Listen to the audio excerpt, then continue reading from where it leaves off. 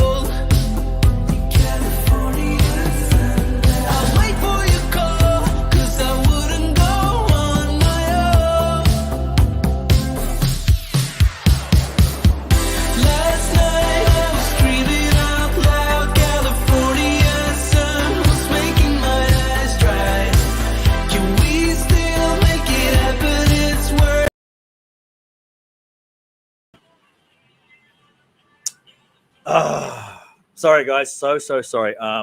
We had a little bit of a technical difficulty.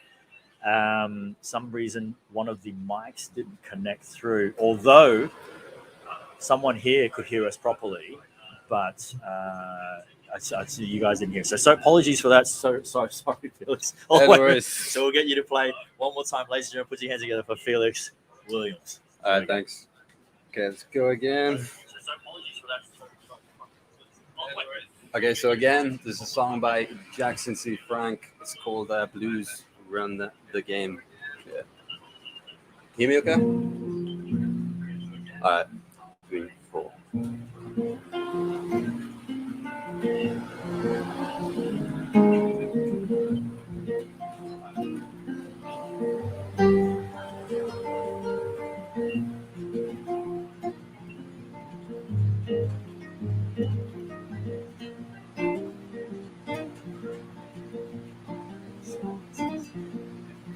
Catch a boat to England, honey, maybe to Spain.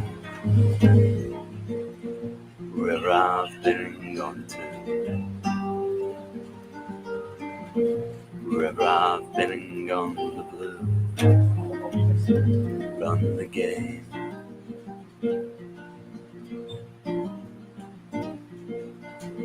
Send out for whiskey, honey, send out for gin. Wherever I've been and gone to, wherever I've been and gone, the blues run the game.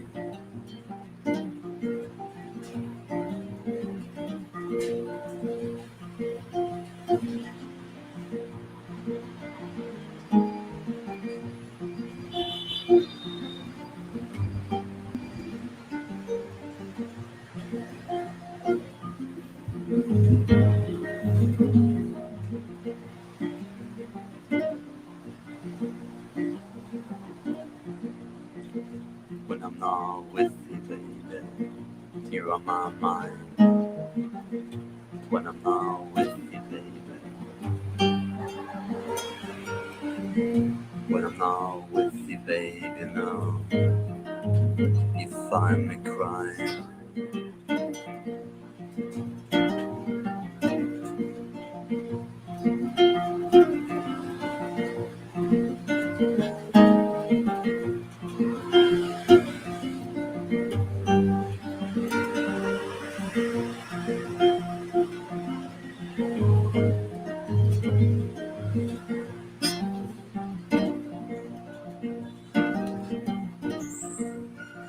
Catch a boat to England, honey, maybe to Spain. Wherever I've been and gone to, wherever I've been and gone, the blues run the game.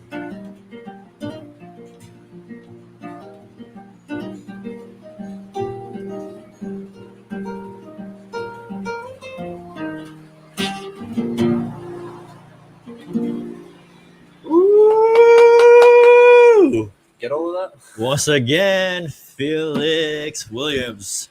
We got all of that. Yo, brother, that was amazing. Thanks, It was amazing. Guys, you can follow Felix on Facebook, and I'll put his links down below in a second. But for now, we're going to cut to a quick break, and we're going to come back with the man of the moment, a.k.a.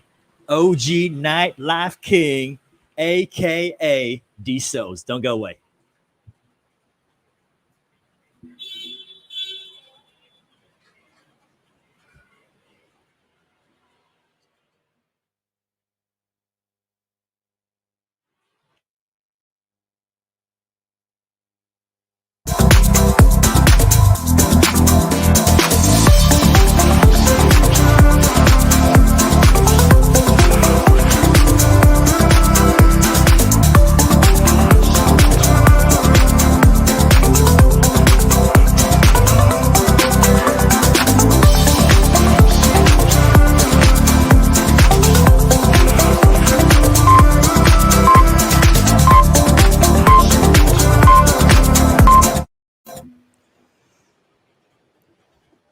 Ladies and gentlemen, welcome back to the Quarantine Stream vibes. That's the one for Sunday.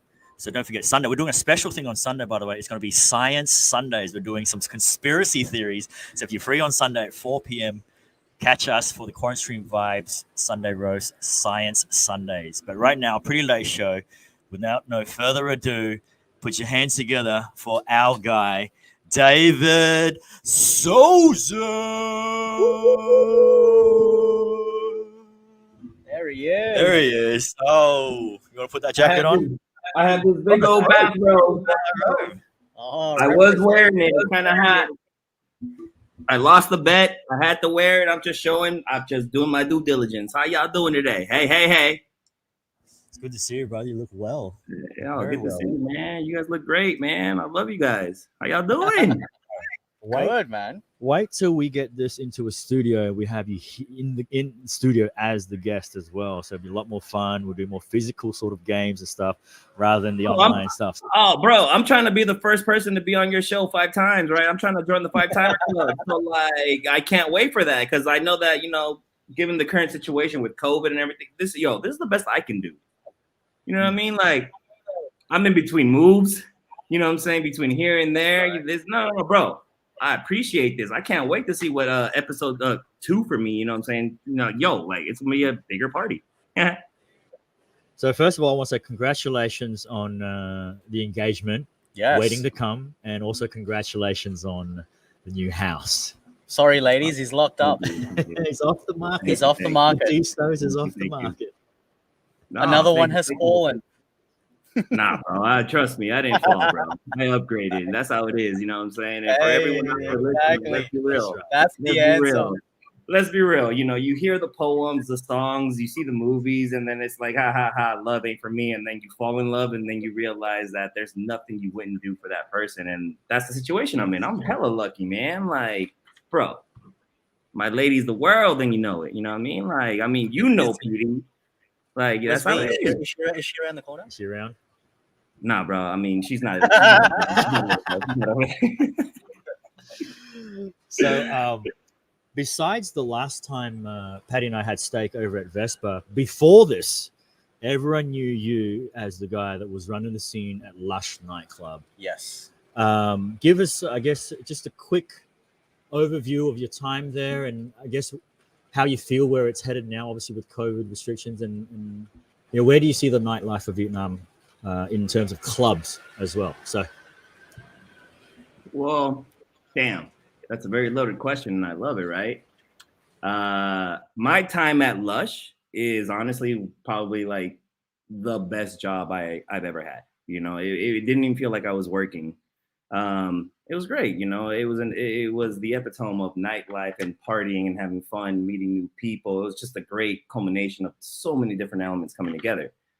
And while I'm still trying to see why that was so amazing looking back on it, it's hard to ignore the situation that we're currently in right now, which is, COVID. And if there's any simple way to put it down, break it down, it's like COVID is anti-fun. And then for someone like me, it's difficult to thrive in that environment just because, you feed off the energy from other people, you feed off just the community. And right now that being in isolation and quarantine and just isolated in general, it doesn't exist, So for me, Lush, it was a great chapter in my life because, it literally embodied everything that we would have fun doing, hosting people, having fun, making money, doing this. It worked. But the environment changed. The scene changed when COVID hit because, for so many reasons, it's just, it's not a partying time. It's not a celebratory time. It really is about being safe and keeping healthy. And with that being said, the nightlife scene in Vietnam, it's been here, but it's not thriving the way it used to be thriving 18 months ago, 2 years ago. It's hard to do that without tourists. It's hard to do that without having a general great vibe of what's going on. Everyone's low-key depressed. And, and it makes sense as to why they would be. And it's almost like it'd be irresponsible to be like, yeah, we're dealing with COVID, but let's party our tits off. It doesn't work like that. You know what I mean? In order to have a great party, everyone's there to do the same thing, have a great time. And I feel like nowadays that environment doesn't exist. You know, certain people might be doing great. The majority of the people aren't doing as great. It's hard to throw a party in order to, you know what I'm saying, or a celebratory gathering in order to celebrate that when it just that it doesn't exist. You'd be forcing it at that point. You know, nightlife in Vietnam, it's not because it just died. It's just, you know, given the government standings and given everything that's going on or restriction, it just doesn't exist, you know. The scene in the environment has changed lately. Before, you used to go out to party. Now it's really difficult for people to want to go out to party when you can do the very same thing at home. You know what I mean? And that's not to say that the scene is done or the industry is done. It's just like we've had to do so many times before. We just have to pivot and adapt to given the current situation. Yeah. Mm-hmm. You know, like it's not like the government can say, okay, everything can open up. We're gonna go back to pre-COVID. It happens now, and then people are just gonna go party. No, like you're forcing. You know what I'm saying? Like there's situations that contribute to people having a good time. There's conditions that contribute to people having a great time. You know, and like right now is not that time. Mm-hmm. When I say, will nightlife come back? Absolutely, you know, and like for someone like me, especially, you know, I'm trying to be over here, figure out, you know, make your next move. And it's also like, when will the time be right? You know what I'm saying? And let's be real, like, you know, there's already rumors going around right now with just food and beverage outlets alone. But it's one of those things where the entire country has not been like, all right, we're done with COVID. We're about to celebrate. We're about to move forward. You know, part of nightlife is also, you know, tourists. And we haven't had those for at least 18 months. So it's one of those things that's like, in order for our industry to thrive and grow again, we need that element to come back as well. You know, so for me, it's like, I'm going crazy trying to be patient and trying to wait for the right moment, you know, but realistically, we have another year of that situation before we can start growing again and start planning big events, you know. And I say that not because that's when the government's going to come back, but as an operator, right?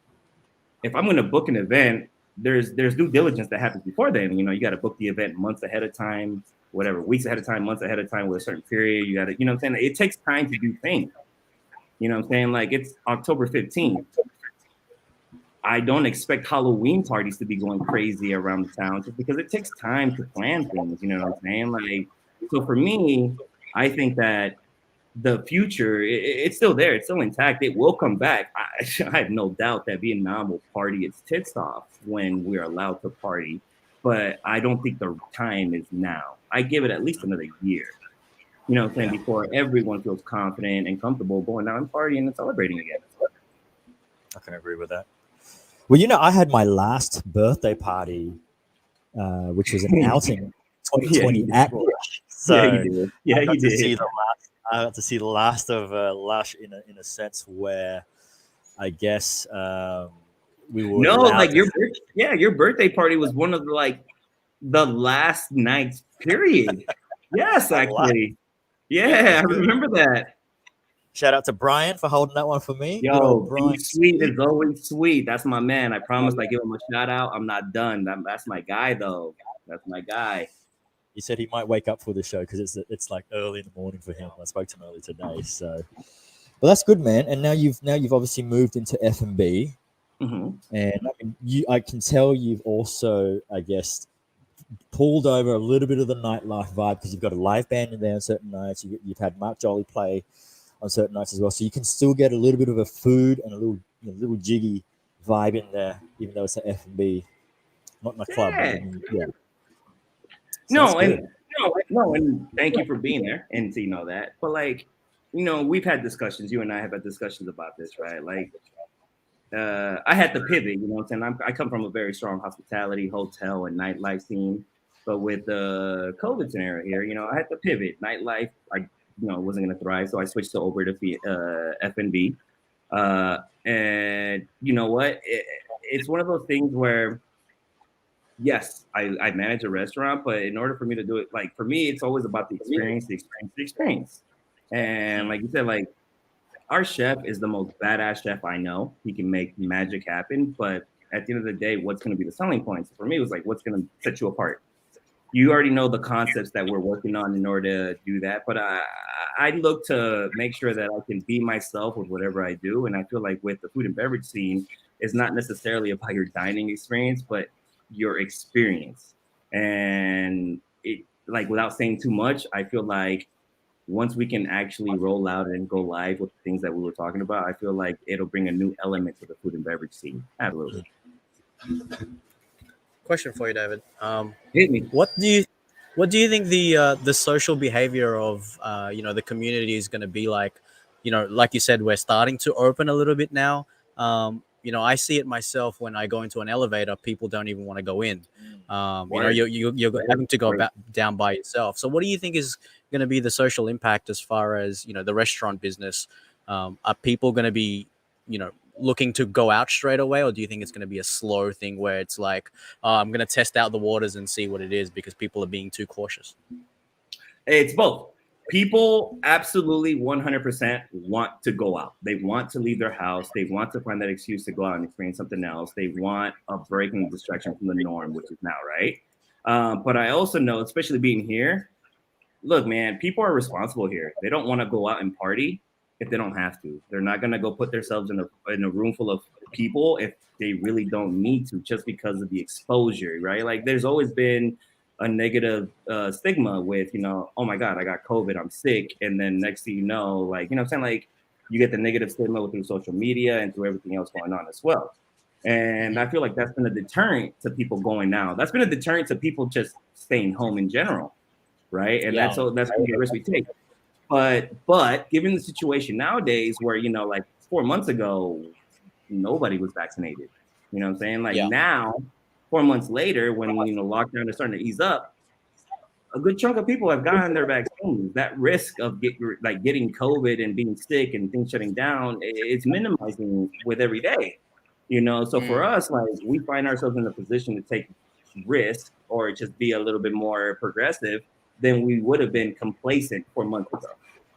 Right. And so, like, my thing is, like, I know plenty of people that have every opportunity to go out, party, drink, or just go out and, go golfing, for example. Right. But even they're being responsible enough to be like, you know what, I'm not going to rush into that just yet until I see what happens, which I feel like is the norm in this country. Like, we make an announcement, we make a decision, and it's like, let's wait to see what happens in 10 to 14 days. If there's no outbreak, then that's cool. It's accepted. But I feel like that's the game, right? And that's that's the environment we're in, where it doesn't matter what I want to do now. It's, if I really want it to happen, it's going to take at least 20 days, 14 days, 20 days in order to be like, all right, the coast is clear. Let's plan and let's move forward. I feel like going back to normal would eliminate that hesitation from everybody, right? Because this is a country that's hungry, with people with visions, people with dreams, people that aspire to do great things. And the only deterrent at the moment is COVID. You know what I'm saying? Like, and the government's doing the best it can to keep us safe, which it has. So no one wants to challenge that. You know what I'm saying? So unless the government gives us very clear directions, we can operate, no one's going to challenge that just because they know that it's not worth it. And that is very commendable. Like, in this, everywhere around the globe, everyone's trying to rush to open. And Vietnam is really like, we'll take our time, because we also know that once we do it, it's going to be done right. Yeah. Well, so what the real reason that people don't want to go out and party at this time? You know what the real reason is? Because they're not out. No, because they know the party never stops. So it's damn right, son. Let's have some fun. So they know anytime they can go because it never stops anyway. Yo, okay, cheers. Felix, cheers. Woo. Yeah. Awesome. So that's good to know, man.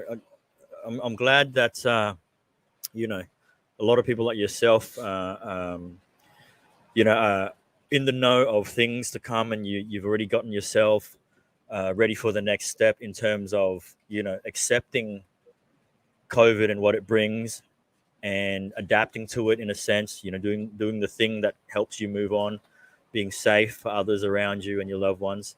I guess Vietnam is in a position, like you said, we're all moving to a really good direction, and things are happening very fast as well. So good things to come. So can't wait to actually catch up with you. Let me say something. Let me touch base on that, right? because I agree 100% with you, right? But like, for example, if I were to be back home in America, right, it's very limited in the terms that we can do. One thing that I will commend Vietnam for, right, and it's just one thing that like I hold you highly accountable for, is like, yo, Vietnam always gives you opportunities to pivot, right? You can always recreate yourself to adapt to the situation that you're currently in. And Vietnam is not denied us that, right? Like, it's very transparent and very, very evident in the way they operate, where they're not trying to shut anyone down. These are the rules. Yeah. This is who can operate, what they can do, da da da. And then, like, the rules might not change. That's up to each and one of us at that point to pivot and change in order to adapt to the situation. Like, Petey, real shit. I love you to death. You're the greatest magician I know. But like, look at us now. Like, you see what I'm saying? We're doing this, and not just that, but like now we're in a situation where your friends back home are watching you. My friends back home are watching me as well. And Shout out we're in a Brandon situation there. where we're making Brandon the most Coleman. of it. Yo, shout out to Brian. Shout out to my mama. I know she's watching. Hey, Ma, ¿cómo está? No, but you're totally right. But yeah, dude. Like, And I think that was the main reason why we started the stream, is because, you know, we were both stuck at home and we were so used to, you know, being entertainers and for myself playing music in front of people, with Petey, you know, performing, and then yourself obviously, you know, entertaining to your clients. We were yearning for that sort of connection with people. That's a good word. Yeah. I mean, it's true. Yeah. It's true. And that's Because what I'm saying, like, the government is not saying don't connect with the people. It's just you got to be a little bit. You know, like, Peter, you a hustler. You know that, right? That's what I'm saying. It's all about pivoting and adapting to the situation that we're in. You know, like, this is what gives me the absolute, just the utmost faith in this country and what we're about to do. Once, like, think about all we've accomplished without opening the borders up. Yeah. Like, Exactly. think about that, right? Yeah. And like, people that still have to think about it, it's like, no, I'm not messing with you, because at this point, I want to do it to people that can take any situation that we're in and still make the most out of it. Yeah. See what I'm saying? And that's it, dude. Like, you guys are crushing it in that sense, man. All right. So I think we're going to get to some fun stuff. Let's have a quick cheers first. Cheers. So, as you know, and our viewers know, all 9 of them at the moment, So you're breaking it. we're streaming. That's all I heard. We're streaming on 8 destinations, by the way. Just so you know, we are on PD Magic Facebook, Wisepass Facebook, the PD Magic Twitter, Wisepass Twitter, Wisepass LinkedIn, and YouTube. Party Never Stops and Wisepass. So 8 destinations that we are streaming on. It's everywhere. We're going everywhere. So we always play some games. Worldwide, baby. So before we get into the heart and soul of all the nitty gritty games, we're going to start with one easy one first, which is called Into Your Crib. What's in your crib? In your crib? What's in your crib today? Into your crib. Into your crib. So all it is. This is gonna be fun because I'm in between moves, right? Like, I am literally packing up here so that I can go to my new place. I've actually been doing trips. I completed one, and then I just got back home to move things over. So this is great. Like, I never forgot the Tito's.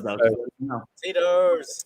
So Into Your Crib is a segment in the show where you get to share with us something in your house. It could be a thing that you like, or an ornament. It could be a view. It could be a room. It could be anything. Something that is, you know, when you at home, to you, that's the thing. Yep, that's the one. You know, that's my inspiration, or whatever it may be. It could be Tito's.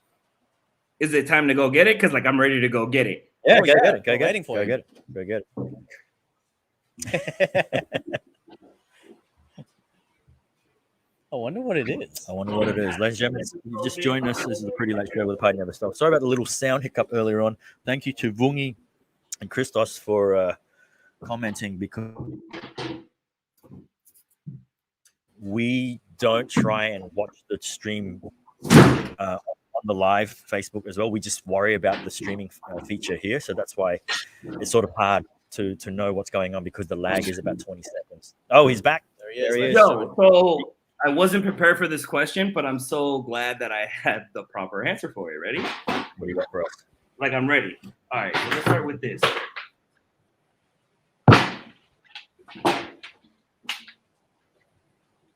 Hey, what's that? American flag? American flag.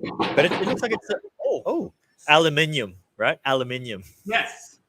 Yes. Aluminum. So think about this, right? This thing is over 10 years old, right? This is from college. When I was in my fraternity. Wow. This was actually hanging in our fraternity house. And right before I moved out here to Vietnam, our fraternity house, after we've already moved out and everything like it, whatever, it caught on fire. This is one of the few things that actually like survived. So I took this from my old fraternity house in Las Vegas, and then like over a decade later, it's in Vietnam with me. It's mine. Wow. Like I love this thing. Like this is my That's inspiration. the story. I mean, bringing Fraternity. that in, He's one of those boys. I know. Were you one of those boys? One of those Sosa was a gentlemen. jock. I know it. You're a jock, hey. One You of were a those jock. gentlemen. What sport did you play back then, Sosa? Lacrosse. All of them, but like real like football, like American football, just for the international people. I'm the NFL. NFL football. Soccer, Shoulders for a bike. basketball. You know, like yeah, I did it all. Especially in college when I never played any like collegiate sports, so I was in a fraternity, so I played all like intramural sports with our fraternity in Greek life. You know what I'm saying? Yeah. So like yeah, like I played ultimate frisbee, and we slayed. You know what I'm saying? Ultimate frisbee is the best though. Who plays frisbee? No, it's so much fun. Dude, ultimate frisbee in a football field is amazing. Wow. Okay. Fast Look. pace. Me and my Frisbee, boy Leon. That's my twin brother from another mother. Leon, the Fit and Fury. That's my dude. No one can stop us in ultimate frisbee. He like this dude can launch it and I'll just catch it. That's what we do, right? I mean it. Like, but like all these weird sports that I've never played before brought people together. Like I've never played ultimate frisbee. Let's be real. Right, but like I was exposed to it and I enjoyed it. The frisbee nows have evolved. Like I've seen different, I guess, like the innovation for the actual traditional frisbee. I remember it was like a disc. Now there's ones that's not like a disc; it's a ring. And people throw it like sort of inside hand, not like the outside. Golf, frisbee golf is a thing now where you have like frisbee drivers, frisbee iron. Like it's a thing now, bro.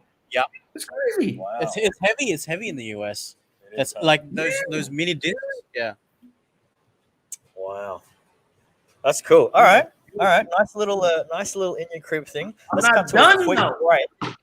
We cut to. Oh, you got another one? You got another thing? Yeah, bro. Share it. Oh yes, this one I that's know. Cool. This one I know. This is actually a painting, right? A canvas painting for one of my good friends back in America. Her name's Andrea Harward. She's she makes the best birthday cakes in general. But like she did this for me when I moved back out here after I left Vegas. This is after I went to Mount Everest and I went, to Nepal, went to Mount Everest and we hiked up. I took a photo. She took that photo and then she turned it into a painting, yo. Like this is one of the coolest gifts I have. What year was that, Sos? This was 4 years ago? So like 2000. You lost heaps of weight that time too. I remember you came back skinny ass. Yeah, man. Like he's still skinny. What are you talking about? Well, thank you for that one. Thank you. We've seen the progress you've been doing. Skinny fat kid. Yeah, skinny fat kid. Eating all the good food, but still got the six pack. Nah, jelly. I wouldn't go that far. But I'm happy that I like last year when we had that initial lockdown, I gained so much weight, and I've been trying so hard to find lose it. Didn't we all? And I've still got my weight. At least you've shed it. No, but that's what I'm trying to say. Like, and then come this lockdown, I was not trying to gain any of that, bro. Like, so I was trying to be very healthy. Like, I was running in the car basement garage. I was running there so that the cops wouldn't see me work out type stuff during lockdown. Like, I was really trying to just not get fat. Yeah.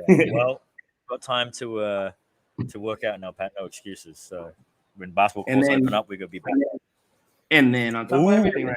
One of the best gifts I've ever had, one of the most meaningful ones. And whenever I need inspiration, I actually look at it and like think, right? And this is actually for my best friend, right? My initials.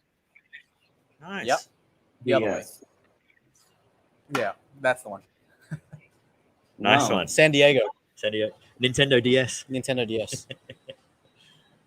All right, That's you know cool. what That's I'm really trying to get cool. at, right? So my Creative. best friend, if you look closely, there's pictures, like very fundamental pictures of me, my friends, my family, up until my life. It was a birthday gift, and I moved out here on my birthday. I moved to Vietnam on my birthday, right? And it was the greatest risk I ever took. So my best friend just made me a good memento.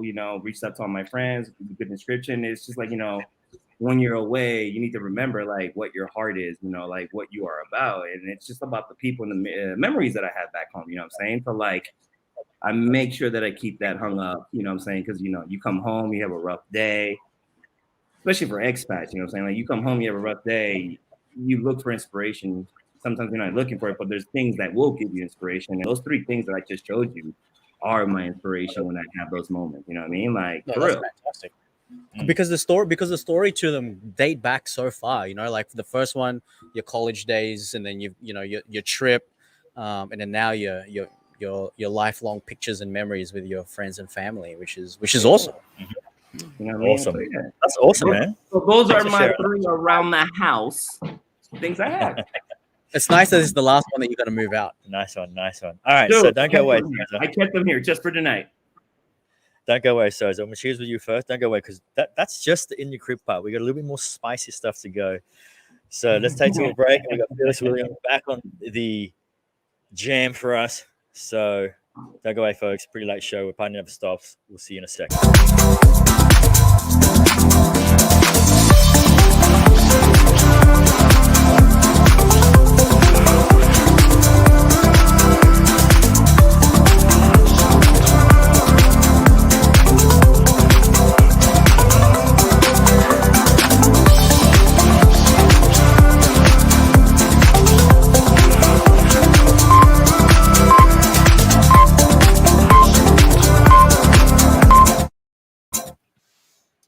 Everybody, happy Friday.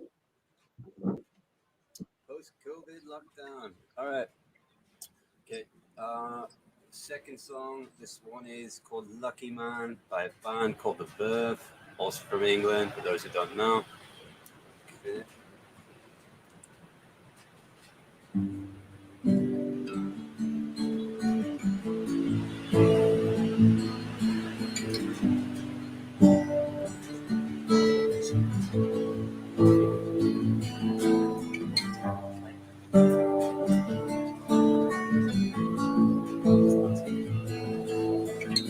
Happiness, more or less, just a change in my something in my liberty.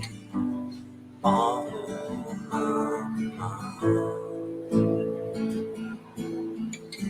happiness coming and going. I watch you look at me, watch my fever going on. Just to lie. How many calls do we have to do? How many times do we have to run? All the love I have is in my mind. I'm a lucky man. Fire in my hands.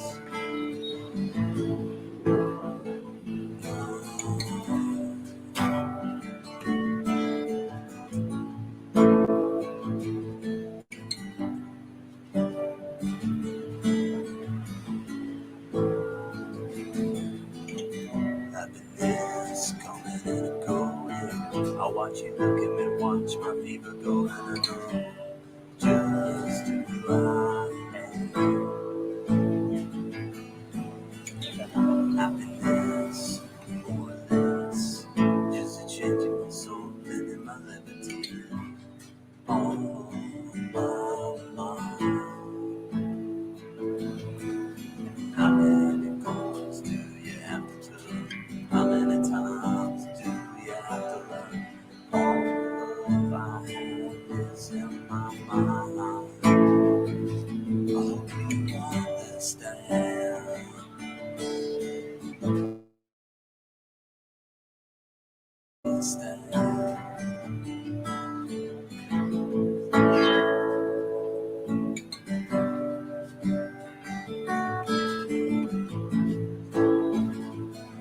You gotta love God. You gotta love God.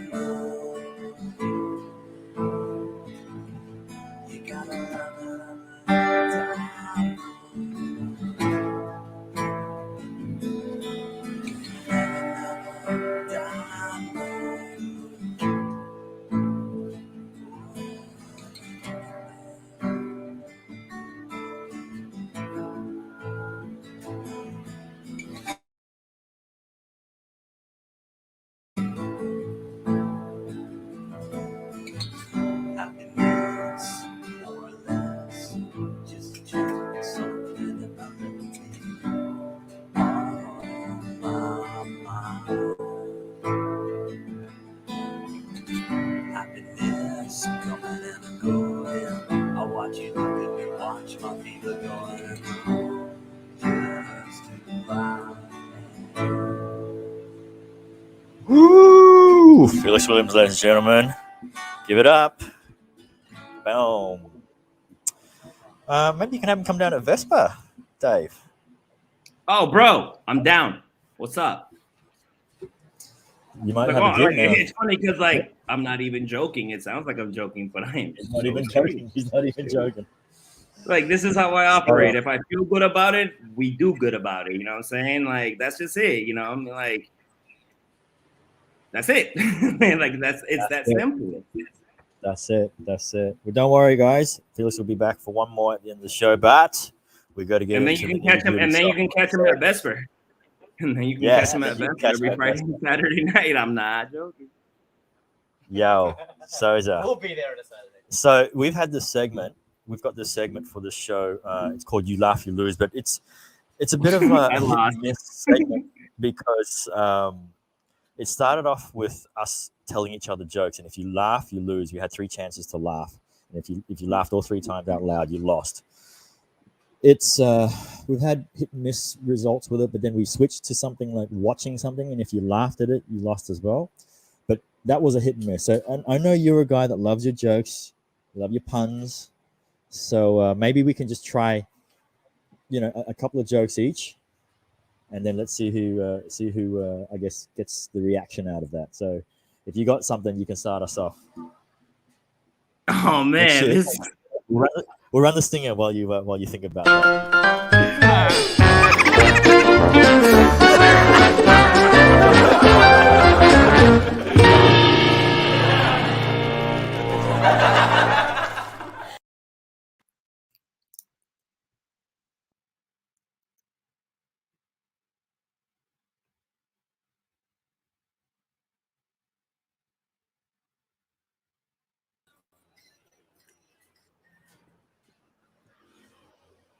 Yeah, you got one, Sosa? No. Like, here's the thing, ready? It's so funny that you say this, right? Because like what I do professionally, I talk to people, I meet people, and then when things get dry, like I usually crack a joke, something that breaks the tension, break the ice, and just bring everyone together. But every time this happens, where it's like a joke, I will literally be like, I don't know one, even though I know so many. I almost feel like you guys should go first, and then I'll make sure that I come in. I'll go first then. And you and I like dad jokes. That's why I'm like, I'm gonna wait. You ready for this one? Yeah. I just broke 2 of my dad's old Queen records. Now I want to break 3. And this is what I mean about dad jokes, ladies and gentlemen. I thought that was hilarious. That's actually pretty good. That was amazing. That was pretty good, actually. You got one back? Oh man, you got one on the top of your head? It's always I was waiting for Pat. I was waiting for Pat. When someone asks you on the spot, you always forget. But then when you're not in the game to play, you just know all these jokes. All right. So here's the thing. Ready? Me and Thomas, right? Thomas Fitchy. That's my bro. There's this joke that I told 4 or 5 years ago. It was for Anthony's B-Day party, and we went to Juan Yalai. It was that party, right, that we had there. Mm-hmm. And we left there to come back to the manor to go back. And I remember telling a joke, and he joke, but we still tell the joke. So I'm gonna give it a try. You know what I'm saying? So I'm still waiting for Pat to tell a joke. He's got one. But you so first. So here's the thing, ready? All right. So wait, how did it go? Let me actually focus. Why did the chicken cross the road? Why? To get to the other side. Yeah. What do you call a magician? What do you call a magician that's lost all his magic? What? Ian. I'm lost already. Actually, I got a good magic joke for you, but it's pretty rude though. If you want to hear it. Knock knock. Who's there? The fucking chicken. That's a good one. Nah, mic drop. What Mic the drop. hell? That's it. I'm done. What the hell? I'm done. You win. That's probably the best one we've had in like out of the 12 episodes. That's Oh my goodness. And the reason I asked you to go first is because, like, look, man, I know some jokes. Like, look, man, like, I've played sports, I've done this, I've done that. Like, I'm a minority. Trust me, I know the best jokes, but I didn't know what our audience was, so I didn't want to risk any of that. Like, so I was like, let's play it safe. But that's it. Like, why should you never hit a Mexican on a bike? Why should you never hit a Mexican on a bike? Why? Tell us why. It could be your bike. Yo, that's a good one. Now, like, I have Mexican friends. I had a bike. When my shit got stolen, it got stolen by me. Like, this is all real life, bro. Real life. This is what I mean, like, bro. We can get into it. Like, we can get into it. I'll say it online. You just got to be a little careful. All right, so let me tell you this magic joke that I had. It's a bit rude. I don't know if I should say it, but it was told to me. And when we go to these magic conventions, there's a lot of these magic jokes floating around. So the joke is, so I met this girl at a bar. I went to the bar and I ordered the drink. She was drinking, and we were talking for a little bit. And then she eventually confessed to me. She goes, "You know what? I'd really love for my night to be magical." So I took her home, I fucked her, and I disappeared.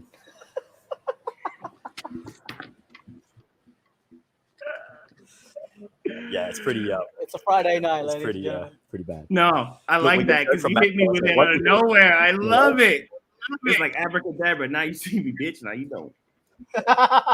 I know this joke from Matt Cohen because I heard it on the Footy show. It says, "What did the magician do when he couldn't pull a rabbit out of his hat? He pulled a hair out of his ass." That's a great one, man. I love that joke. But the only other joke I have left is this for you tonight, which is, I used to have a legless dog named Cigarette. Every now and then, I would take him out for a drag. Drag. Ah, come on, bro. Too easy. Too easy. Too easy. Only Sosa will get that one. So we'll get that one.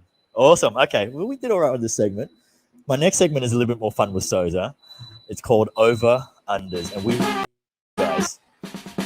Overrated, underrated, overrated, underrated, over unders. I love the photo you use for, bro. I'm loving the production so much. Like, I'm enjoying this shit. The audio video. Okay, so No, I love we've it. selected some images, 6 images, and we'll put them up on screen. And over unders means from that image, you have to tell us if you think it's overrated or underrated. Ooh, well, okay, Okay. let's go. Let's Okay. go. Bring up the first image. Afros fade, or fade or an afro. I feel like that is undervalued coming from someone that used to have an afro 2 weeks ago, but because of fucked up skills, I had to cut it all off because the barbers just can't cut hair. So, yeah, it's underappreciated. How about what do we got next, Patty? What's our next one? Like, yo, what's up, man? Like, yo, like, don't talk shit, bro. That's home. So I'll start off with the Raiders are always underrated. Now that it's in Las Vegas. Never. Yo, bro. Okay, I'm from Vegas. Like, Las Vegas, we're the house, bro. We're always underrated. Like, let's be real. Like, okay, more insight. I'm from a town where growing up, professional sports were never allowed to happen because we never knew why. As a kid, it was like, no. It was always the gambling aspect and this and that aspect. But then, like, as of like, what, 3-4 years ago, 2018, 2019, people were like, wait a minute, sports brings money. And then they were like, yo, we messed up. Bro, the Las Vegas Raiders are one of the greatest things that happened to Las Vegas and for the Raiders, just because, bro, no one expects it. We're the underdog. And yet, you know what? We're in the league. We're professional. We're amazing. We're Vegas. What's up? Vegas, baby. And then the new stadium is amazing too. Oh, bro, state of the art. Beautiful. Beautiful. But you know what they also said about Vegas? They said that a lot of people wish that COVID started in Vegas They wish that COVID had started in Vegas because whatever happens in Vegas stays in Vegas. Stays in Vegas.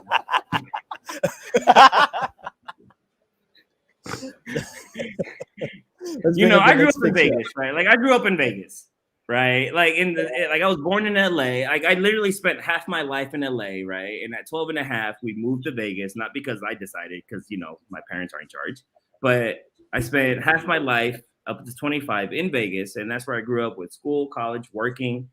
And then I moved to Vietnam at 25, right? So there's this thing I have going. But in Vegas, let me tell you about how like it's literally an amusement park. It's the entertainment capital. It's Disneyland for adults. And I used to work at a front desk, Caesar's Palace, shout out. Screw that. Caesar's Palace front desk, right? And meeting new people and hearing things was, people would be like, oh, it's repetitive, it's boring. For me, it was the most exciting thing ever because like you get to meet new people, you get to hear things.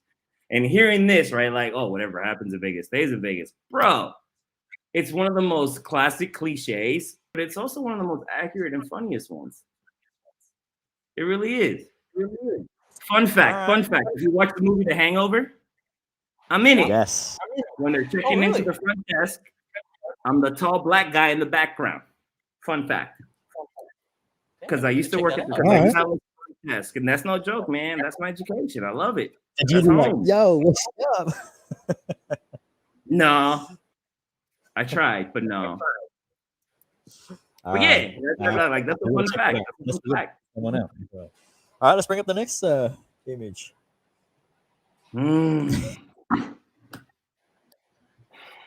You of all people knew exactly what buttons to press. Because I don't even know what the question is. I don't even know what the question is, but I know how I feel. We're talking about Los Angeles Lakers, not LeBron James. We're talking about LeBron James in Los Angeles. In Los Angeles. Overrated, right, so underrated. Sorry, so what's the question? The man is in year 19. Is he overrated or underrated? Overrated. Overrated. Oh, straight up. Straight up. Sorry, LeBron. Hashtag. No. And now elaborate, right? I'll elaborate. There's been other players in the league that have played for that long, right? And they will either be recognized as overvalued or undervalued, right? But the thing with LeBron, right? There's no one denying how good he is, how great he is, right? But when he starts taking the piss and calling himself the greatest, yo, fuck you. I don't got time for you for that, right? And here's my reason why. I can see that. So had he not said that, you would have been okay? Say it again? Had he not said that part, you would have been okay? If he didn't call himself the GOAT, you would have been okay with him today? Yeah, but there's an underlying issue there. No. Here's why. It's not just him, right? It's almost like a movement. Like you can't tune into ESPN without them mentioning like how many playoff series has there been in the last 5 years without LeBron James, but yet all they talk about is LeBron James, right? It's almost like a movement, right? Like the media channels just want him to be a thing. He wants himself to be a thing, right? But let's be real. In the last 10 years, who's won more rings, him or Steph Curry? Steph Curry's in the finals throwing up threes, and yet somehow the media is still talking about LeBron. And then LeBron turns around and be like, yeah, I'm the greatest. Hold on. First and foremost, you're not. Right? Like, listen, you're not the greatest Laker. He didn't play. You're not the greatest Laker. Like, you're not the greatest Laker. Let's start there. That's true. Okay. Right? And then, like, for what he did in Cleveland, I give him credit because he won a championship in Cleveland when no one else did, but he couldn't do it off his first go. He had to leave and then negotiate to get a team back. So when he went back, he had Kyrie, he had Kevin Love. Kevin Love was Russell Westbrook. He was the triple-double king, right? Until LeBron got back to Cleveland, and then it was like no more triple-doubles from Kevin Love. Let's be real. And then he had people. He had the All-Stars. He won a championship in Cleveland. And then after that, he left to be like, oh, no, son. You couldn't win one in Cleveland to begin with. You left to go to join an all-star team with Dwayne Wade, who already won one. You won one there. You won a few there. And then you go back to Cleveland with a stacked team. And then you go back. And then what? You go to LA? You're in a bubble break? No, because the full season, you can't win one. But then the bubble championship with a shortened season, with shortened teams in the contention, You win No, one. no. My opinion is I think the bubble season is as fair as any other season. There was enough teams, and there was like maybe 6 or 7 teams that didn't play, and they wouldn't have had a chance to win. No, Every I'm other glad team you say had that a because chance the to win. teams that had a chance, like Phoenix, who was in contention to be the number 8 spot to join the bubble, didn't join the bubble because of technicality. But then the next season, Phoenix gave everyone a run for their money. And while everyone's talking about that, Giannis just fucking took that championship home. Yeah. Where's LeBron? LeBron had He was 80. in Space Jam, fool. He was in the No, bro. cinemas. What all that says is that my Lakers, when they had JaVale McGee, when they had Rajon Rondo, when they had all those scrubs, were the reason they won the team won the championship because when they left that year, what happened the next year? LeBron didn't win shit, didn't come close. AD didn't come close. No one came close, right? This is what I'm trying to get at. My biggest problem with LeBron, right, is not that. No. Is that even he believes what the fuck people say. He really thinks he's the greatest. He's not. He's not. I'm sorry. In a game of one-on-one, that's not who I'm taking. Mm-hmm. I do think that people forget because time has flown by so quickly. And I feel who's that? Close it. Is that me or you? Someone trying to call me. No, that's me. Someone's trying to call me. Close it. Anyway, wouldn't they know that I'm freaking on a stream if they're trying to call me via Messenger or something like that? Yeah. So here's my thing. Like, I get the whole hype around LeBron, and I think people forget that he came into the league pretty much from the ghetto, 16, 17 years old, and a kid who's done no wrong by the law, married the same chick, and he's gone through this. And I know there's a lot of cameras that would rather shoot him even on his day off than shoot someone like Steph who's making threes nonstop. Yo. But that's just that sells, you know. And I think that's why I admire him. Like, my dude is a gentleman through and through. Like here's the thing. I have no quarrels with him. I think LeBron James might be the greatest, if we're gonna do this, the greatest athlete, right? But that doesn't translate to the greatest athlete. What that translates into that he is the best professional that we have had in sports in the last 20 years, maybe. But that's also because when he started, social media was taking off. Like Kobe Bryant, Michael Jordan, everyone started before social media. LeBron James is the first generation with social media. And at that point, that's the NBA's future. The NBA invested in him. The NBA invested in LeBron James to make him the superstar for the next whatever, right? And that comes after the Kobe Bryant rape allegations. That comes after all the drama. So, of course, they were looking for a new spokesperson, right? And for that, no. He is one of the greatest basketball players to ever grace this earth. Absolutely.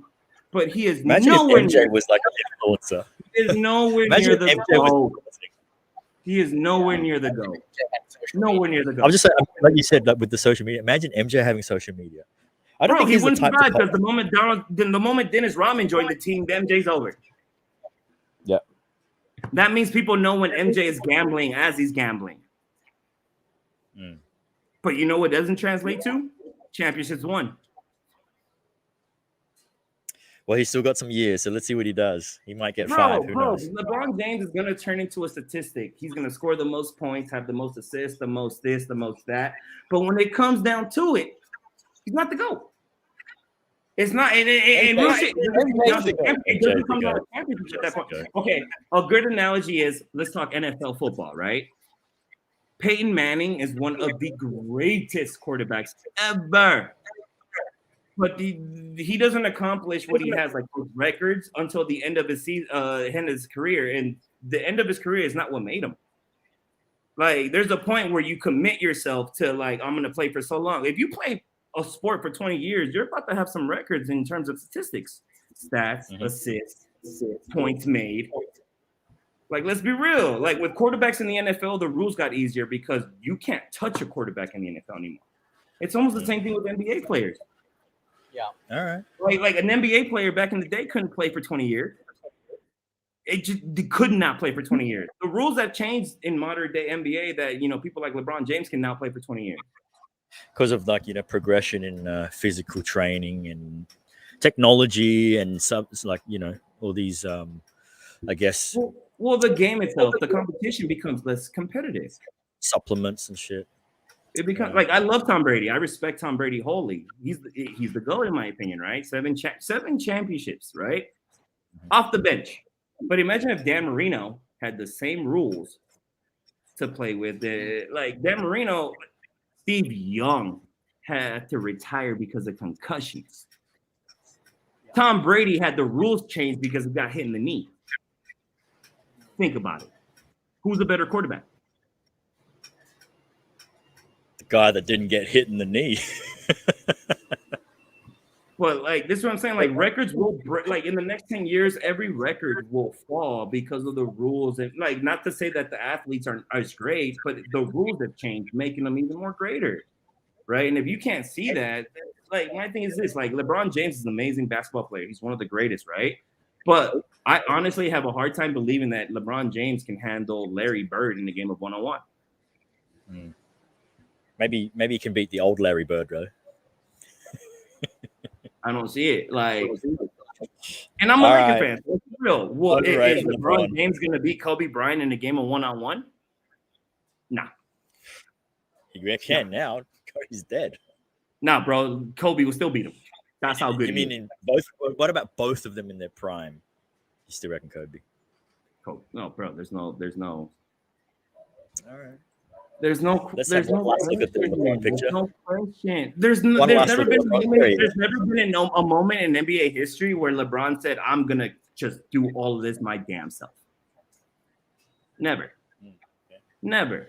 And the fact that he turns around and says, "This is my greatest championship because I had to overcome this." Joke, bro. Your Space Jam sucked. Let's be real. It's for kids, bro. It's for kids. Nah, bro. The kids ain't dumb. Kids ain't dumb. Muggsy Bogues, Charles Barkley, all better than the scrubs you had on your Space Jam. Why the fuck are you gonna call us? Oh my god. Why are you gonna do this? Right, let's move on from LeBron. Next image. What's this? Overrated, underrated. Next image is healthy living is underrated. Balanced diets are underrated. Okay. Right? Underrated. Like I feel like people need to realize in the culmination of life, right? Like it's about your physical activity. Like I can lose weight if I work out so hard or if I eat right, but I can lose so much more weight if I eat right and work out right. Okay. You know what I'm saying? Like I just saw an ad for what Milo being like a healthy sports drink, and I'm like, no, it's not. Like that's like 50% sugar. Yeah, that's good though. You know, cool. All right, we got two more images for this segment. Next one is overrated, underrated. Lush will for always be underrated, and that's a part of the DNA. No, like let's be real. We are like, and I say we because I still have a strong affiliation with Lush, right? It is the oldest nightclub in the city of Ho Chi Minh City. It is, and even then, it has accomplished so much more than some of these places have. Like some of these places have so much money that they can do whatever they want. But Lush has been able to do this for 16 years. You know what I'm saying? And I'm not saying that we were the best every year along the way. That we have accomplished along the way can't be matched. Yeah. You know, like when I was the GM at Lush, I remember having a marketing meeting, and I was just like, how many Grammy award-winning artists have we had perform here at Lush than the rest of the country combined ever? Yeah. And I can tell you confidently that Lush has had more Grammy award-winning artists perform there than the entire country combined. It's a special combination, man. It can't be replicated. It cannot be replicated. People have tried. All right. And for the final over-unders is... Screw that. No. We'll get to that. Let's go back to that previous photo, right? Because I want to say, like, I want to be like, first and foremost, you see how unique that is? That's a feature that's unique. Like, you see that and you know where it is. If you live in Vietnam, you see that and you know where that is, right? I'm going to ask you, I'm asking you guys how underrated, overrated that is compared to everything else in the scene, right? And I'm not trying to talk shit about anyone else because I respect the hustle from so many nightlife venues. And no.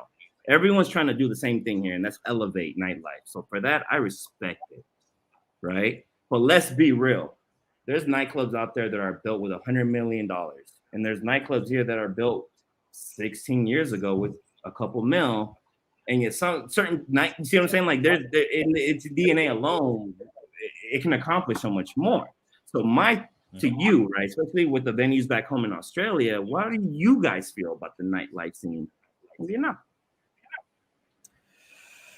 I mean, for me, I think the whole experience of table service was the first thing that stood out for me, because in Australia we never really had that. It was you go to the bar and buy a drink. Wait, really? Yeah. We didn't have it during the time I was in. That was 10 years ago. Maybe Sydney, Melbourne, where you had like maybe VIPs, like, you know, when Chris Brown toured and did concerts and he would go to the club after, they would offer that service to him, but regular patrons never got it. We only got it in later on in the years on specific events, but not as a regular thing. Like on any given Friday, you could go there, book a table, and have bottles. No, almost like here though. You go out in Vietnam, there's no dance floors. Exactly, but Lush had that. Lush had the best of everything. You had bar service or just the one-off drinks. You could stand around talk in the back room.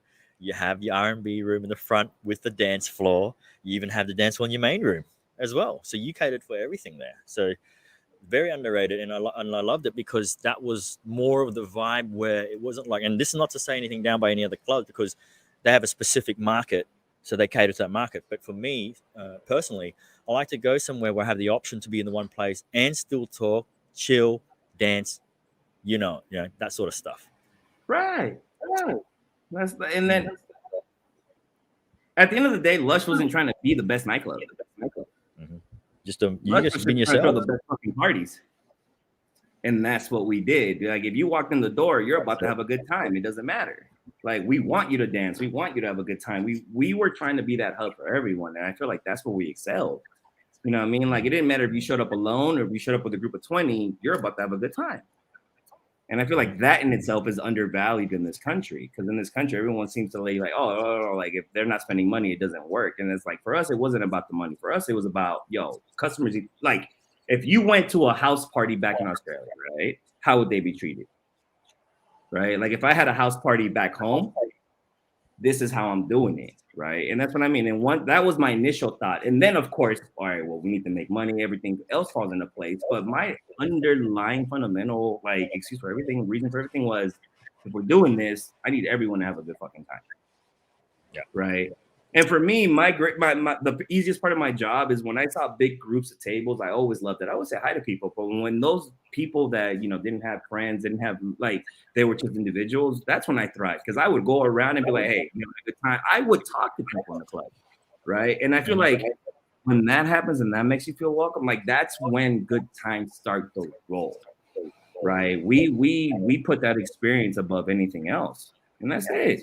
And we're the oldest nightclub. We don't have anything cool about us. We haven't even renovated. Like there's been so many nightclubs that opened since then, but there's a reason why we still worked along the way, and it was because of that. We never forgot why we did it. I know, shameless plug. The last image, bro. Just in general, ladies' night. Do you think it's overrated or underrated? Oh, that's a good one. Damn. Okay, damn, that's a good one. I'm torn, and here's why. What? So you actually think it could be overrated? I'm from Vegas. I hated ladies night in Vegas because that meant ladies had their own lines, and that means no. And I understand the process behind that, right? And I like it's funny because like, if you ask me, Lush ladies night underrated. Everyone else's ladies night overrated. And not because I'm talking shit, right? But because and don't get me wrong, there's a few nightclubs like Commas, like done right, right? But there's a reason, because they understand the science behind it. It wasn't just like we're trying to get the most ladies in here so that we no. We're trying to start a party at the end of the day. And it's like being in a high school dance or a middle school dance, and everyone's standing against the walls and no one's trying to dance with each other, right? There has to be someone that steps forward and tries to start the party, and then everyone else follows suit, right? And in this industry, here in this country, with ladies' night, everyone has a fucking ladies' night.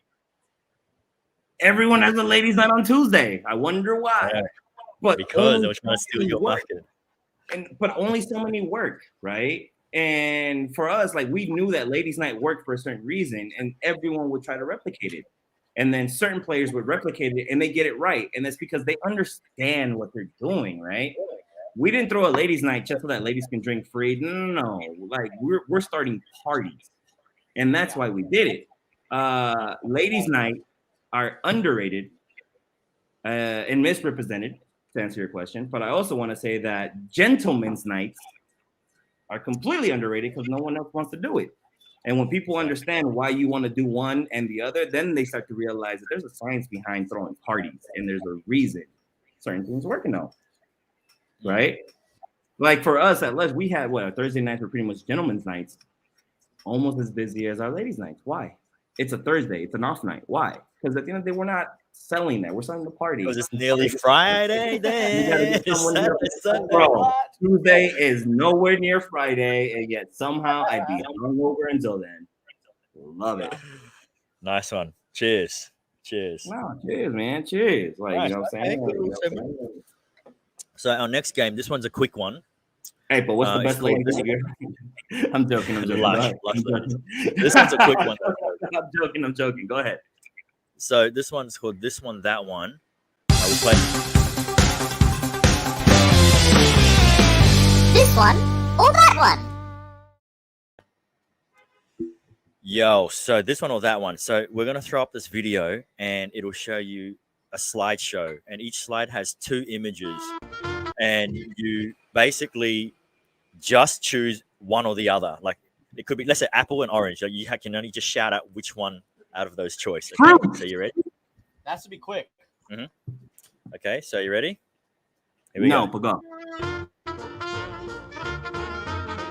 Tupac. It's the right answer. Which one was it? Which one was it? Saigon or Hanoi? Saigon or Hanoi? Yo, Hanoi Fudge. Adidas. Sorry, Nike. Nike.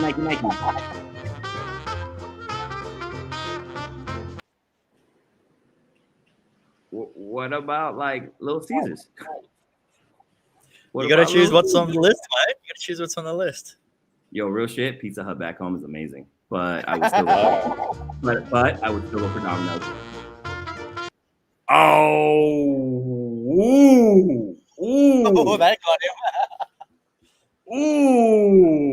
Ooh, hold on. Okay. I'm a fat ass. Like I love food more than anything. I wake up and I think, what the fuck am I gonna eat today? Like really, I plan my meals on before the week starts. I know what I'm eating, right? I love food. Wow. So then this is what I'm gonna say the tiebreaker is, right? Because I love both of them. But there's only one that I can get for $1. An LA style hot dog is like 2 for $5 at best. I'm going with the banh mi. Have to. Yeah, no, I think I would have to agree with you. The banh mi is on another level. No, dog. It's just it's banh mi. It's a no-brainer. Banh mi. Banh mi. So he's choosing.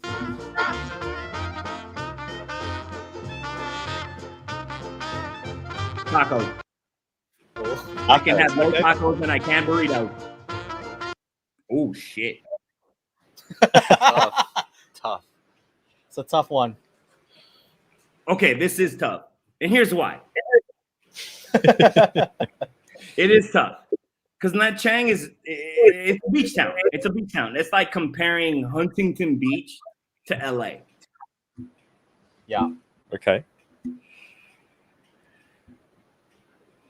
I'm going. No one's with going to the hate you, which I think, right? Nah, but I'm going with the Nang because the Nang has everything that Chang has to offer and so much more because it's not just a town, it's a city, right? Like you have the coastline, you have the everything, and then you actually have an actual city and locale. No, I'm going with the Nang.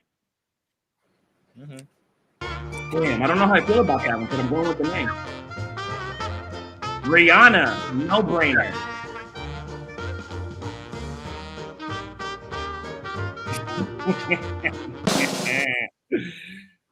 Yo, a bum gun is life changing. Like, Of course. you can use toilet paper all you want, But like the best way for people that are tuning in and that don't know the difference is like imagine if you use the wet. Imagine if you use the like a wet wipe, like a baby wet night, as an adult, and that would almost be like a bum gun, right? Like I'm telling you, toilet paper is cool. It gets the job done. But like home is with the bum gun as well. It has so many uses in so many ways, bro. Like the bum gun is so underrated. I can't even begin to like no, bro. Like that last one, I'm like, yo, like if I had to choose one or the other, like, because don't get me wrong, if I use the bum gun, I have to dry myself. But like, ready? Yeah. The last one is this one. Soji, you ready for it? Kobe.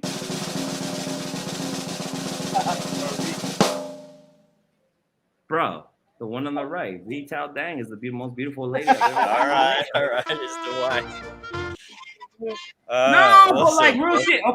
Okay. So Petey will like I've never like okay. So I've had a few of these. So I'm gonna say like real shit, right? Like, bro, like I do okay in the lady department. I do okay, right? And that was like I do okay. You know, I like real shit. I run the nightclub. I do that. No. I know it. When I saw Vital Dang for the first time, yo, like real shit, I lost train of everything. I lost train of thought. I lost like. No, bro, that's when I knew that, yo, that's the one. Like, I knew it.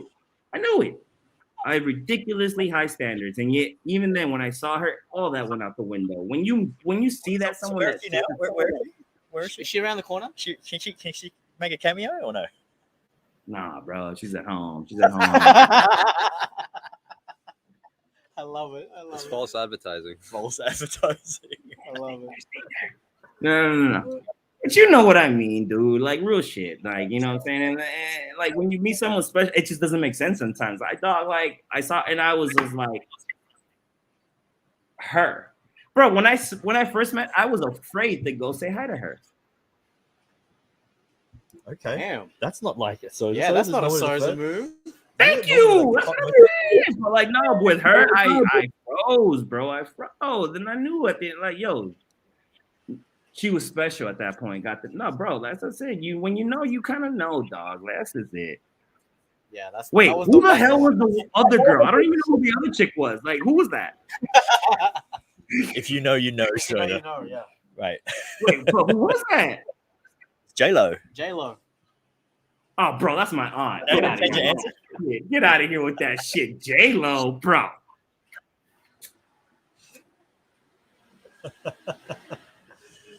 I look better than Ben Affleck, bro. Cool. All right, so good to know some of these insights, but we got one last crucial game with you. It's called 60 Seconds Q&A Rapid Fire.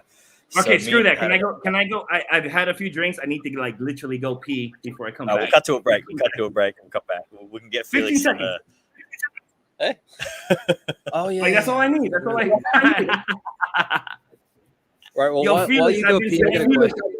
While you go pee, he's got a quick question. Go. Yeah. So David, what you're saying is, you were froze. You were so afraid to say hi to her. Like, what do you do if you can't say hi to someone? I mean, I know PD would do like a magic trick or something, that'll break the ice. Like, how do you deal with these situations, man?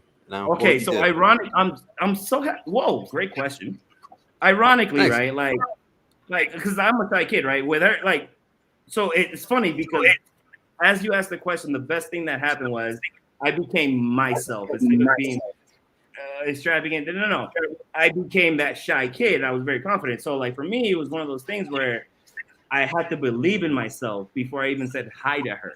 And I can tell you that the experience was when I finally, I worked up that courage because I was like, at the end of the day, all you need is 30 seconds of fuck it, right? 30 seconds where whatever happens in the next 30 seconds, fuck it. Make or break, right?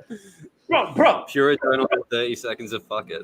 So by the end of the night, I finally worked up 30 seconds and I was like, I'm going to go say it. And I remember being like, hey, I'm David. And she literally goes, hi, I'm V, like the letter, and goes like this. And I remember just thinking to myself, that's so dope. It's like LOVE. Like, I'm David. Like, bro, it's a moment of truth. You know what I mean? Like, and that's what I mean. Like, so if anyone's listening, like, yo, I'm extremely shy. I am, and I admit it. And the best thing that ever happened is that I had 30 seconds of It doesn't matter. Go. 30 seconds. Go. And real shit, like it happened. And even then, it still took me a year and a half to ask her back out. But for those 30 seconds, that's where the magic happened. You need that 30 seconds. It doesn't even have to be that long, but you need that moment of like, it doesn't matter. Let's go. You're talking about magic. Is the magic still 30 seconds now?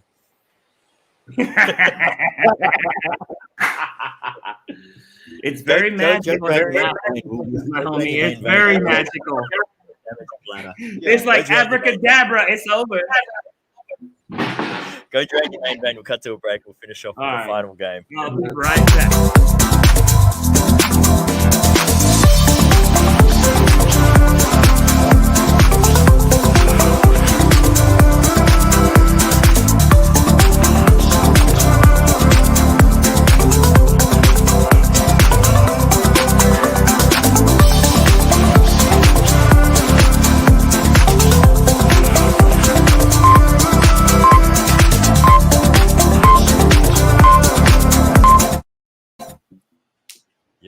Yo, Mr. Sosa on his vein draining. Ladies and gentlemen, thanks for tuning in to the Pretty Late Show where the party never stops. This is our 12th episode, 3 months, season 1. We're going to call it season 1. I think it's a good time to call it season 1. And you capped us off. You finished us. Dope. Can I just? Yeah. I'm gonna interrupt you guys. This is kind of what I do. I get drunk and then I just start talking.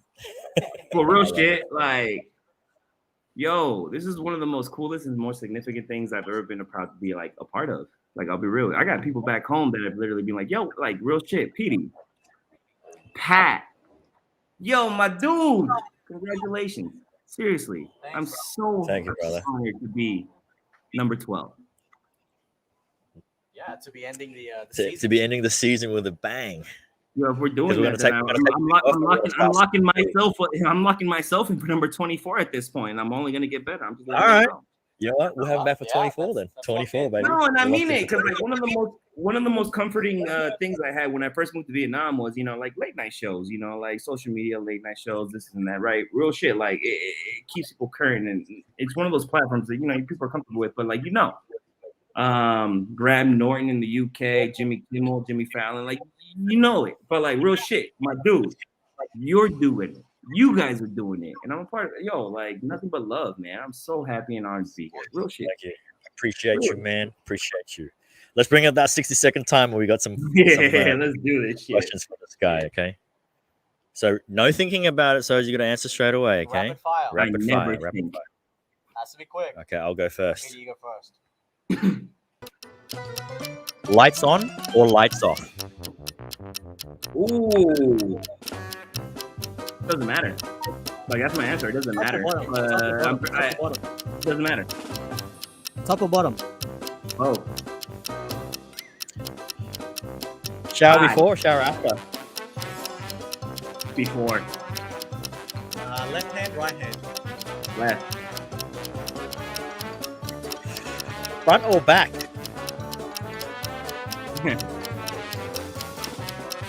Front, back, both are great. Apples or oranges? Oranges. Keep it coming. Toys or bare hands? Oh, bro, bare hands. Underwear, no underwear. Doesn't matter. Hey, no, give me another minute. I'm down. No, give me another minute, cause like I'm down. Like no. Right. Keep it going. Like hands are toys. Toys were built for my hands, right? Because like my hands can't. Nah, bro. Like keep it extended 5 minutes and ask me all you want. I'm about to give it to you. No. Okay. Here we go. Fine. Long stroke, short stroke. Bro, long stroke. Long stroke, bro. One finger, two fingers. 3. Shit. Sensual or violent? Sensual. No one talks about writing a horror fucking film. They talk about writing a motherfucking romantic novel. Get the fuck out of here, dog. First take or sloppy seconds? There's no such thing as sloppy seconds. Let's be real. If you're the first one to do it right, there is no sloppy seconds. Let's be real. Your place or her place? My place. Missionary or 69? Oh, like it doesn't have to be exclusive. Like one leads to the other. Like there's no, like come on, like 69. Like bro, 69 has turned into 86. Like it's turned into like come on, bro. And the last one, just this time around, the last one is rubber or bareback. Bro.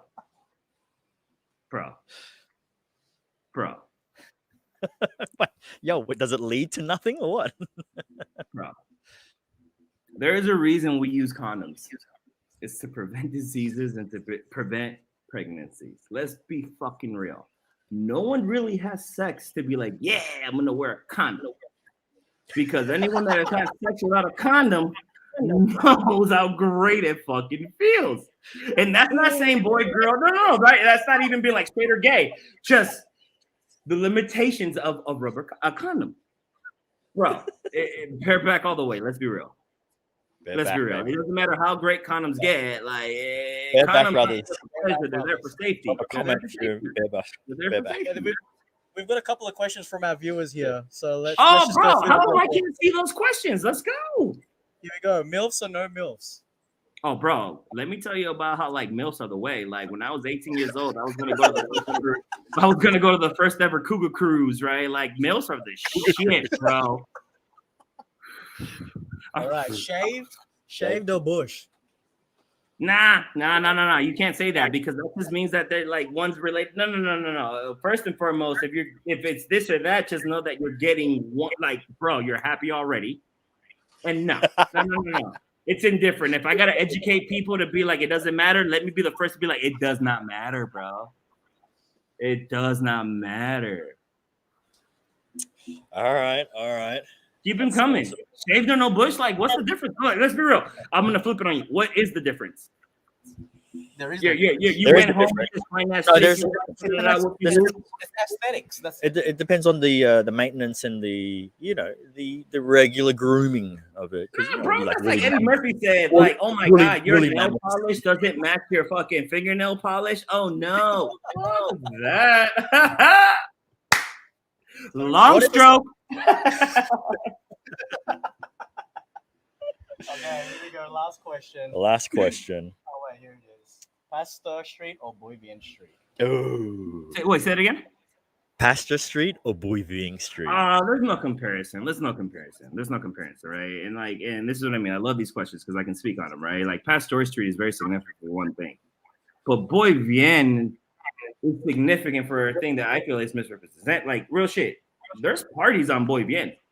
Yeah. Like there's parties. There's potential there, right? Like Boivien keeps right now. Boivien has the freshest fucking vegetables. I'll go there. That's true. They are selling vegetables at the front right now.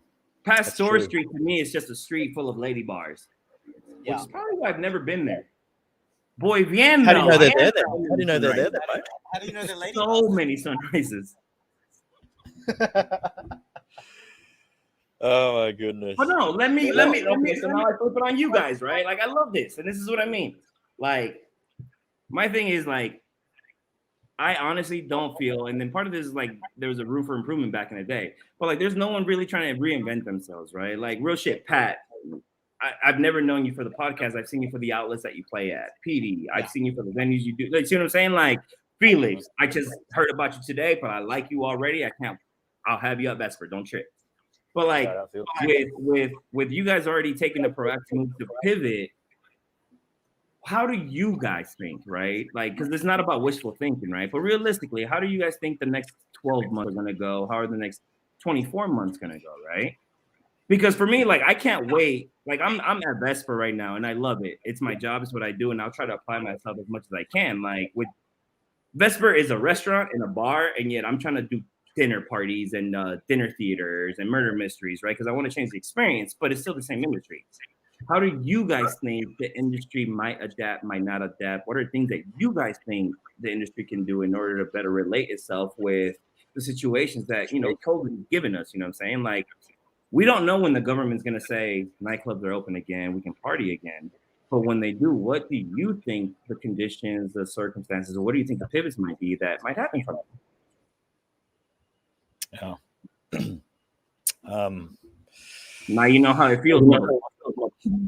I mean, you know, I can give like a forecast of what from the limited information I know from people I know, I guess, who say, look, we're allowed to do this or that, limited number of stuff, but that still doesn't give us but like, definite. Okay. So Petey, like, food and beverage outlets are able to open. My thing was never trying to give you the best food or the best dishes or the best drinks. I wanted to change the experience altogether because that's where I saw the opportunity.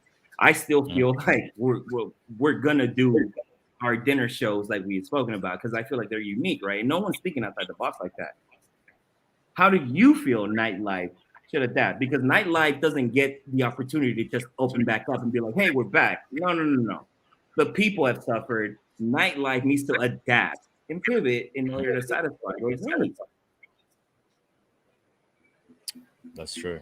I think to answer that question, in my point of view, you know, being in sort of like the same area as you, David, is that it's not just adaptation that they have to do; it's they have to reinvent themselves moving forward.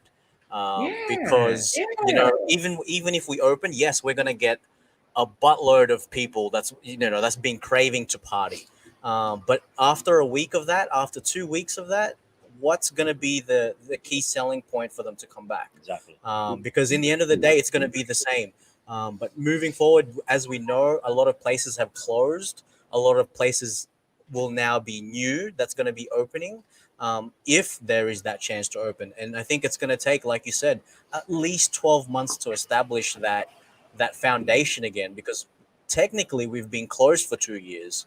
You know, it's been on and off. It's been on and off since March 2020.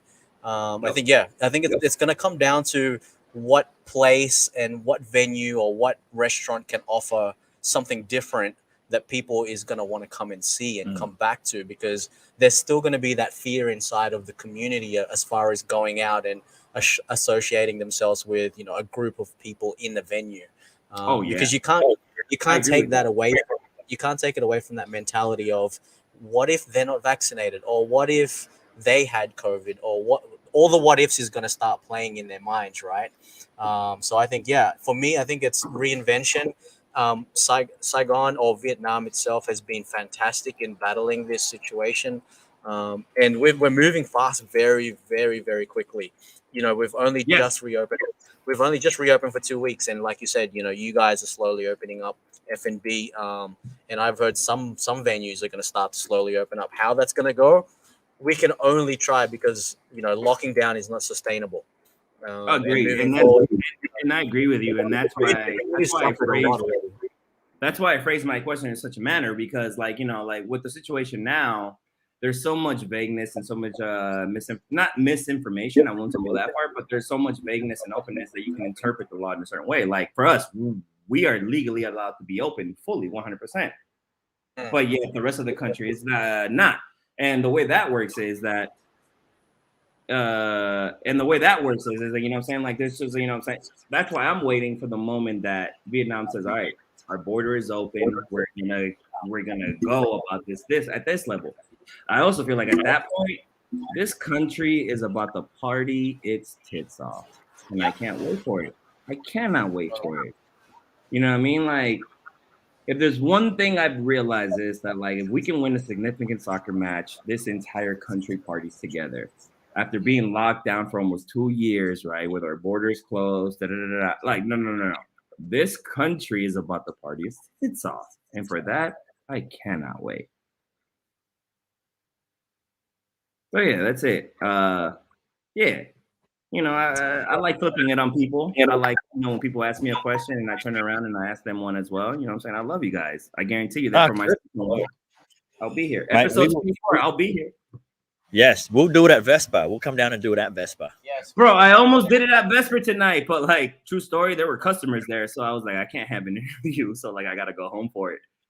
Cool. Well, thank you so much for joining us tonight, man. It's been an absolute pleasure to have you on the show to help us wrap off the show. Stay with us, though. We got Felix, who's going to take us out for the episode tonight. But you can catch D Sos here on his Instagram, dose_of d.sos. And of course, myself, Patty, and Felix. You can catch him on his Facebook at felix.williams.14. Felix, take it away for us. Let's go, Felix. Woo!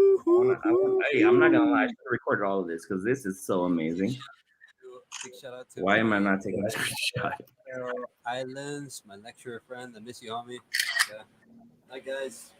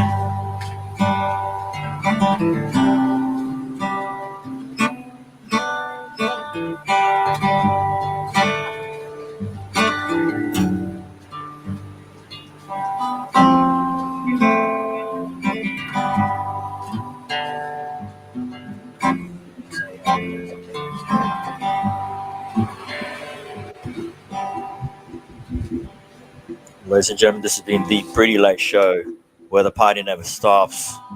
You've been amazing. Thank you for a wonderful first season. D-Sos, thank you so much. Felix, Patty, as always, you guys make this possible. Tuning in. Even if it's just one person watching, that's all that matters. We want to continue doing this, and obviously we're going to get better and better each time. Better settings, better. I'm going to speak nothing but Spanish and Vietnamese next time. I love it. So I guess you know what that leaves me with.